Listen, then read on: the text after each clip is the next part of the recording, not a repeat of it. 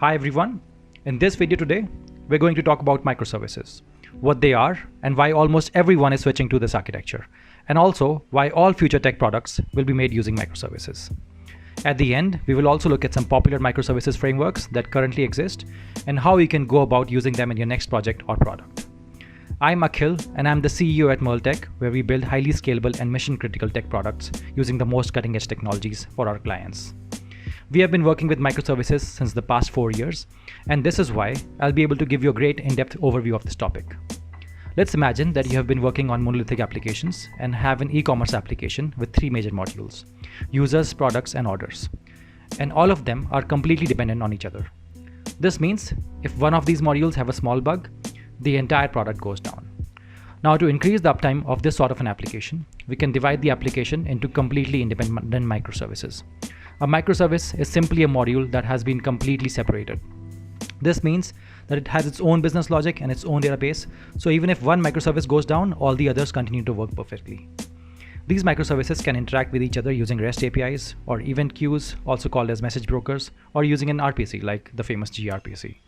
This means that we can take the existing modules in a monolithic application and divide it into microservices to increase the fault tolerance capabilities of the application. In addition to providing fault tolerance, there are some huge advantages of using microservices. And they are easier maintenance, better security, tech stack agnostic, and scalability. Now let's go over each of these advantages one by one. The first, easier maintenance. Since each microservice is completely separated, you can fix one microservice without creating any issue in any other modules. You just need to give developers access to particular microservices only. They don't have to work on the entire application. This just makes maintenance very easy. Second is security. If one of the microservices gets hacked and compromised, the rest of the application will be completely safe, since all databases are separate. Additionally, there could be hundreds of microservices present in an application at any given time, and the hackers will then have to hack all of those hundreds of microservices to actually get in control of all of your data, making it almost impossible to completely hack your entire application. The third is using different tech stacks. If your team scales up to more than 30 people, then it becomes difficult to hire people that are completely proficient with the same tech stack. In this scenario, microservices allows complete freedom. One developer can write a microservice using Python and MongoDB, while another can write a microservice using Golang and Postgres, thereby increasing the speed of application development.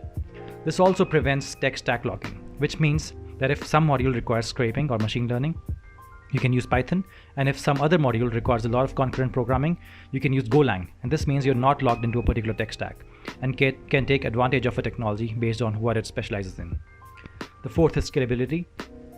Since the entire data of the application is not present in one place, it reduces the chances of sharding and clustering databases, and the data could even be divided into SQL and NoSQL databases based on the use case of the particular module.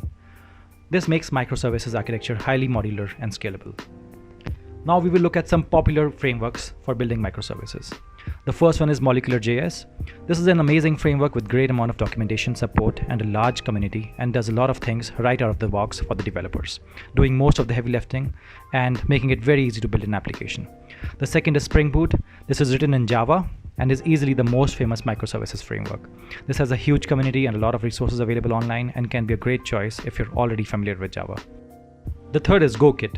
This is written completely in Golang and is a very lean system that can get you up and running very quickly with microservices. Golang is a very fast language, almost twice as fast as Node.js, and has many features such as concurrency that make it a great choice. Lastly, if you want to build microservices that are completely tech stack agnostic, you can build them from scratch using Kubernetes, with each microservice being in a Docker container. And you can set up your own custom event queues like Apache Kafka or Pulsar to set up interactions between the microservices. I hope this video was helpful to you. Do subscribe to this channel for more such content, and I hope you like and share this video. Thank you.